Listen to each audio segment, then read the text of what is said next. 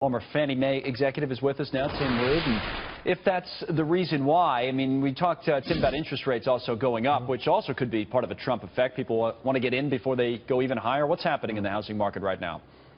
Yeah, nice to speak with you, Connell. And just for the record, Neil told me that if I do the day after Thanksgiving, that I don't have to do the day after St. Patrick's Day. So I just want to we made the same deal. He and I made the same deal, so we'll be on that same schedule. Very good. But yeah, look, so interest rates have gone up. They've obviously been at historic lows. I mean, if you look at interest rates in isolation, three things happen, right? So people who are buying, their monthly payments in this case are going to go up about $30. You'll have hundreds of thousands of people who otherwise qualify but don't qualify anymore. And you're going to see home price appreciations kind of go down, slow, if you will.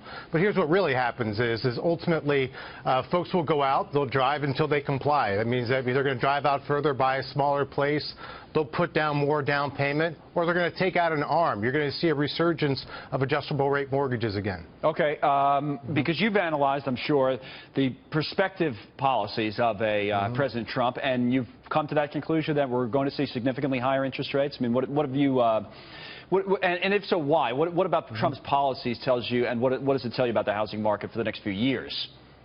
Well, obviously, there's a lot to figure out. I mean, you can obviously we talk about politics, people what they what they actually get elected on versus what they actually are willing to do and able to do. I think what we're seeing is, of course, while the media, much of the media had come through and said that there was going to be financial Armageddon if President-elect Trump did get elected, and he did. And what we're seeing is sophisticated investors are reacting positively, suggesting that stocks are doing well and what have you. But again, do you think interest rates in that type of kind of reflationary environment, as people call it, do go significantly higher from here?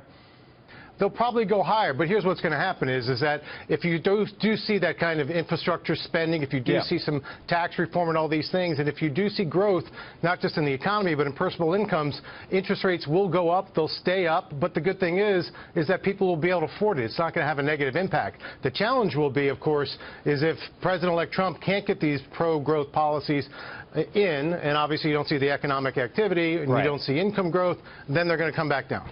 Fair enough. Tim, have a good St. Patrick's Day if I don't see you, okay? Thank you very much for coming. Thanks, you too. Tim